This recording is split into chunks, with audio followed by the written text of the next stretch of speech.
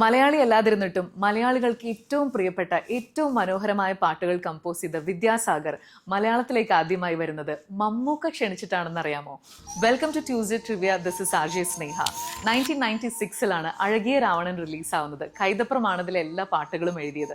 കമൽ സാറിന് for some reason ആഗ്രഹം ഉണ്ടായിരുന്നു ഈ സിനിമയിൽ പുതിയൊരു മ്യൂസിക് ഡയറക്ടർ വേണമെന്ന്. അങ്ങനെ മമ്മൂക്കയാണ് സജസ്റ്റ് ചെയ്യുന്നത്. മറ്റ് ഭാഷകളിൽ കുറച്ച് പാട്ടുകളൊക്കെ ചെയ്തിട്ടുണ്ടെങ്കിലും മലയാളത്തിൽ ഇതുവരെ പാട്ട് ചെയ്യാത്ത വിദ്യാസാഗറിനെ ഒന്ന് വിളിച്ചു നോക്കൂ എന്ന്. അങ്ങനെ he comes on board and ആദ്യത്തെ പാട്ട് കമ്പോസ് ചെയ്യാൻ പോവാണ്. അപ്പോൾ കമൽ സാറ് ഒറ്റൊരു ബ്രീഫാണ് കൊടുത്തത്.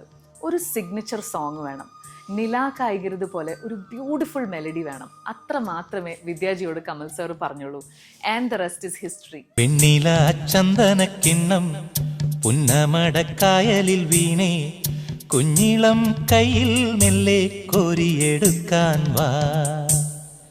മുണ്ടകൻ കൊയ്ത്തു കഴിഞ്ഞ് ആറ്റക്കിളി പോകും നേരം, മഞ്ഞണിത്തൂവൽ കൊണ്ടൊരു കൂടൊരുക്കാൻ വാ.